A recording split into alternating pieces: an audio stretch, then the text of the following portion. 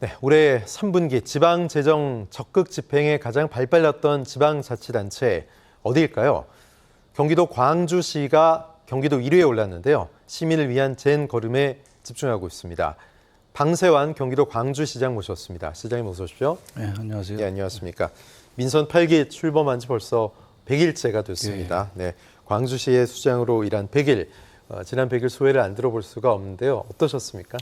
예, 우리 광주시는 천년 고도의 역사와 문화 그리고 자연이 어우러지는 그런 도시입니다. 근데 네. 최근에 급격한 이제 인구 증가와 또 이제 도시 팽창으로 인해서 또 몸살을 앓고 있는 지역이기도 합니다. 예. 그래서 취임하고부터 아주 정신없이 그냥 뛰어다녔어요. 이제 네. 7월 달에는 또 2024년도 세계 관악 컨퍼런스 유치 예. 활동도 하고 또 여러 가지 이제 또 업무 파악도 하고 이제 8월 달에는 이제 또 그런데 또 수해가 또 엄청 그렇죠. 크게 나서 피해를 많이 봤습니다. 예, 그래서 그 이제 그 응급 복구하느라 뛰어다니느라고 한 달 다 보냈습니다. 이제 예. 그래서 9월에는 이제 또 시가 정상화돼야 되니까 조직 개편을 통해서 일하는 조직 문화를 만들려고 그렇게 해서 오늘까지 이루고 있어요. 그런데 좀 3개월, 그러니까 100일이 아주 3년 같습니다.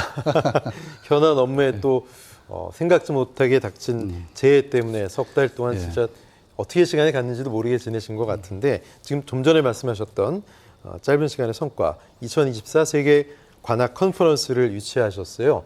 이게 세계적인 음악 축제라면서요. 소개 좀 해주십시오.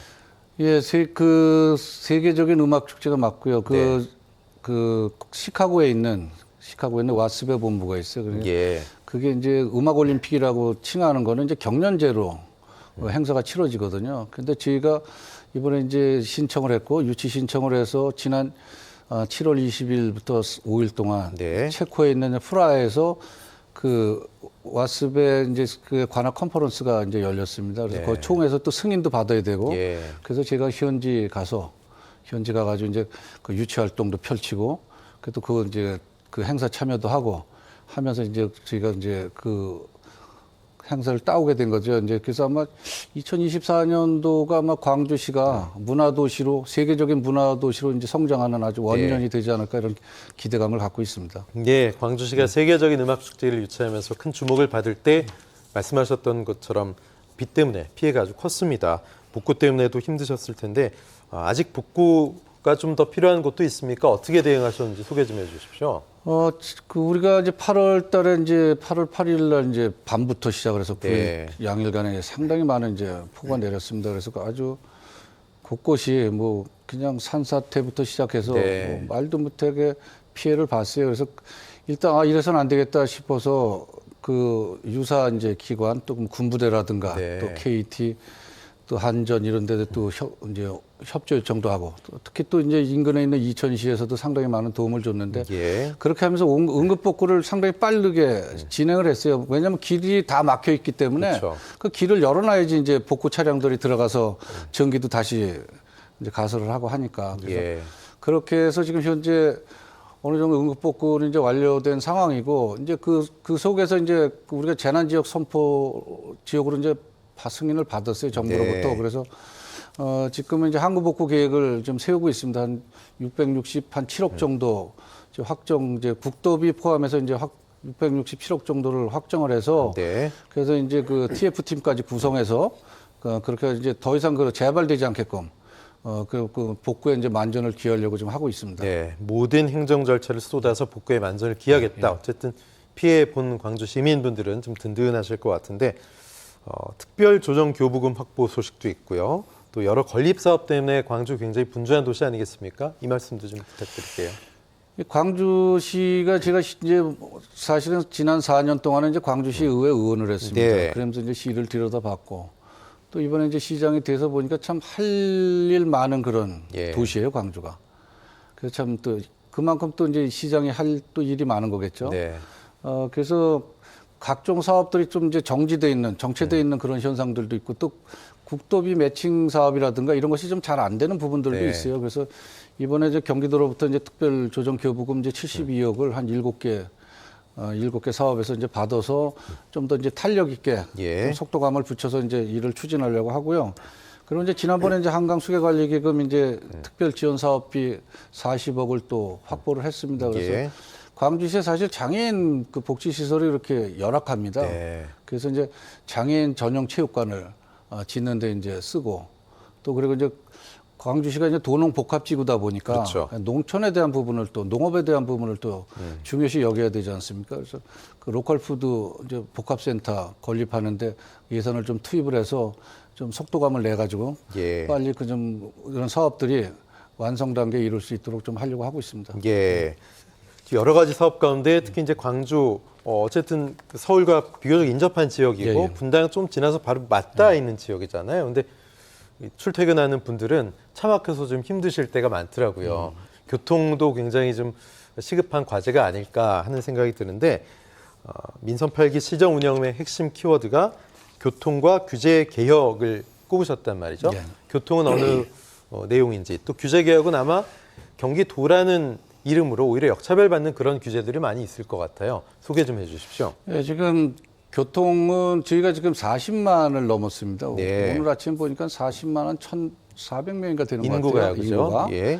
근데 등록 차량 대수를 보면 한 20만 8천 대가 넘었고 네. 있어요. 그러면 그렇다면 두 사람 중에 한 명이 차가 있다는 거거든요. 아까 서두에 말씀드렸듯이 이제 도시 구조, 이제 인구 증가와 도시 구조의 이제 팽창성 예. 때문에 그 도로에서 나오는 차량들이 뭐 말도 못하게 이제 막히는 그런 어떤 아주 정체 현상이 심한 거죠. 예.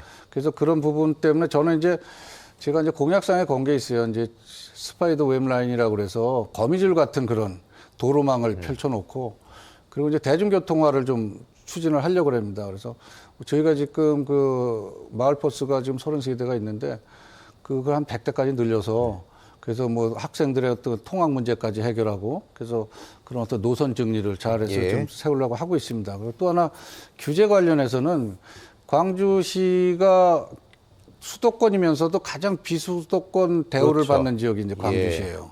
그래서 이제 환경정책 기본법상의 이제 특별대책 지역이 전 지역이고 또 이제 수도권 정비기획법상의 이제 자연보전권역이 또 전 지역이고 네. 그러다 보니까 입주 규제가 심한 거죠. 예. 그러다 보니까 지자체에서 원하는 지자체가 필요로 하는 그런 계획개발, 그런 환경 친화적인 그런 계획개발을 못 하고 있어요. 이 규제에 걸리고 저 네, 규제에 그렇죠. 걸리고 그래서 그런 그런 거죠? 아주 뭐 거미줄 같은 이제 예. 중첩 규제가 있거든요. 그래서 예. 좀 지금 윤석열 대통령께서도 규제 개혁을 하겠다고 말씀을 하셨기 때문에 그래서 중앙정부에서도 좀 이러고 좀 규제 어떤 정비를 통해서 좀 일원화시킬 부분은 일원화시키고 폐지할 부분은 폐지하고 예. 그래서 좀 요즘 이제 상당히 과학화되지 그렇죠. 않았습니까? 시대가 과학 시대에 와 있고 또 기술도 그런 환경 기술도 상당히 고도화되어 있는데 예. 그런 규제 정책만 지금 아주 퇴보되어 있는 거죠. 그래서 이걸 좀 이제 현실화시켜서 현실화에 맞게 좀 그럼 개정을 좀 하고 정비를 좀 해주면 네. 광주시도 좀 기획 개발을 하고 광주시가 진짜 원하는 예. 그런 살기 좋은 동네를 만들 수 있다고 저는 이제 자신을 하는 겁니다. 예. 그래서 규제 개혁하는데 제가 앞장서서 한 목소리를 내겠다 이런 말씀을 드리는 거죠. 예, 시민들도 그 부분을 가장 중요하게 생각하시지 않을까 싶은데 역시 뭐 도시개발, 스마트한 도시 기대를 하실 거고 광주의 도시개발 또 역세권 개발 사실 광주가 어떤 난개발 때문에도 좀 문제가 있고 이 부분을 좀 정리해야 되는 그런 숙제가 있잖아요. 여기에 대해서는 어떻게 생각하시고 어떤 사업들이 진행이 되고 있습니까? 현재 광주시가 사실은 난개발 소리를 많이 듣고 있는데 저는 예. 그걸 부정합니다. 예. 저희가 뭐 원해서 했던 사항들이 그렇죠. 아니거든요. 예. 사실 저희가 아까도 말씀드렸지만 계획 개발을 통해서 도시가 아주 그 필요로 하는 그런 사람이 사는 도시가 돼야 되는데 네. 그런 어떤 규제가 결국은 편법을 조장하게 하고 어쩔 수 없이 그렇게 몰리게 된 거죠. 그렇게 함으로 해서 예. 이게 뭐 우리가 난개발 소리까지 듣는 그런 상황이 되고 그래서 우리가 지금 도시 개발은 좀 더 우리가 좀 계획적으로 잘 지금 뭐 2050 계획도 있고 2040 예. 계획이죠.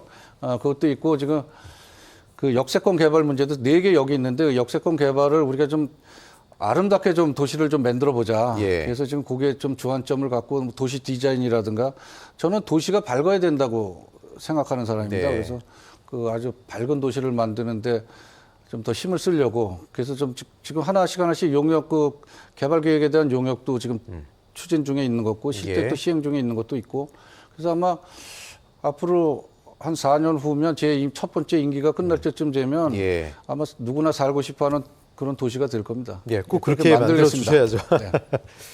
네. 뭐 교통과 정주 여건 좋아진다면 인구는 계속 폭발적으로 증가할 거고요. 네. 지금 40만 넘었다고 하셨는데 이제 50만 금방이거든요. 이렇게 되면은 단순히 광주가 베드타운이 아니라 어떤 자족 도시로서의 면모를 갖춰야 되지 않겠습니까? 그것을 위해서 50만 자족 도시 추진 계획 좀 들어보겠습니다.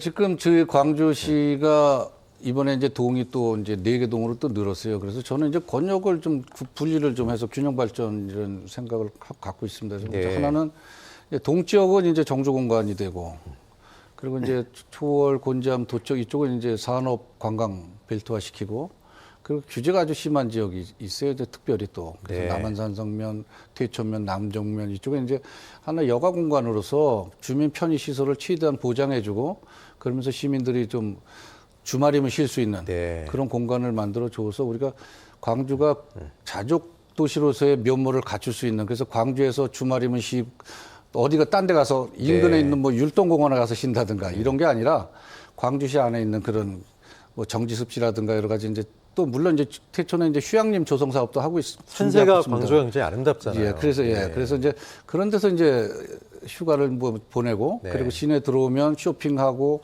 또 다시 가정으로 돌아가서 쉬고 그 다음에 다시 이제 직장 생활을 할 수 있게끔 그런 아주 자족 도시로 만들기 위해서 지금 좀 총력을 좀 기울이고 있습니다. 그래서 또 뭐 오염청량 관리 계획이라는 것도 우리가 이제 광주시가 최초로 전국 최초로 다 임의제로 시작을 해서 예. 오늘은 이제 법제화가 됐거든요. 이제 거기서는 이제 개발 부하량을 우리가 최대한 확보를 해서 그 도시를 꾸미는데 도시를 디자인하는데 좀 소홀함이 없도록 그렇게 할 계획입니다. 예.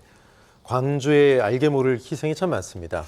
물이 또 유명하지 않습니까? 예. 맑은 물. 예. 사실 이런 맑은 물을 위해서는 이 상수원 보호구역 인근 주민들의 희생도 많은데 상수원 보호구역 내 환경 정비 계획 지정 요청도 모두 승인이 됐습니다. 이 내용도 좀 말씀해 주십시오. 지금 광주시가 이제 특별대책 지역이 이제 전 지역이고 예. 거기 이제 수변구역 있고 이제 상수원 보호구역 있고 물론 그린벨트 지역이 있습니다. 네. 그런데 거기 이제 그 상수원 보호구역 내 이제 그 환경 정비구역 이번에 좀 확대가 됐어요. 한 2.6%가 좀 늘었는데 사실 그 부분이 우리가 이제 요구했던 사항은 다 정부에서 받아줬어요.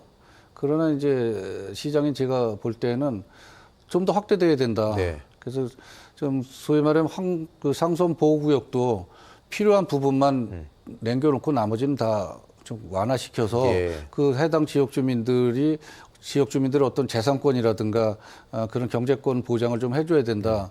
그런 생각을 하고 있습니다. 그래서 그 환경정비구역으로 이제 승인이 된 이후 그 후속 조치들을 하나씩 해서 예. 해서 그래도 주민들의 어떤 편의성이라든가 재산권 보호하는데 더 좀 신경을 쓰려고 지금 하고 있습니다. 예. 뭐 성과들 그냥 말씀하시는 게 아니라 구체적으로 사안에 대해서 아주 깊숙이 알고 계신 거 상당히 인상적인데요. 마지막으로 앞으로 광주시 민선 8기 철학 좀 소개해 주십시오. 네, 저는 그렇게 생각을 합니다. 이제 모든 그 행정은 현장에 답이 있다. 네. 그래서 제가 이제 행정의 가장 기본점은 현장 중심 책임 행정이라고 했어요. 네. 제가 의회 활동을 하면서도 똑같은 내용이었고, 그래서 그 현장이라는 게 결국 도시를 어떻게 꾸미느냐에 이제 달려있지 않습니까? 네. 아까 권역별 발전 계획도 말씀을 드렸고, 그래서 그런 것도 그 교통 계획이라든가 또 이제 규제 개혁의 문제라든가 그래서 우리가 광주시가 원하는 방향대로 어떤 계획 개발을 할 수 있고, 그 속에서 제가 이제 슬로건을 또 3대가 행복한 광주시로 정했지 않습니까? 예. 그래서 우리가 40만 이어서 50만 자족 도시가 됐을 때 누구나 살고 싶어 하는 그런 광주시를 만들기 위해서 시장으로서 4년 동안 진짜 밤낮 없이 죽기 살기로 각오로 네. 열심히 뛰려고 하고 있습니다. 네, 3대가 행복한 광주시 꼭 만들어 주십시오. 방세환 시장님 고맙습니다. 네, 고맙습니다. 예.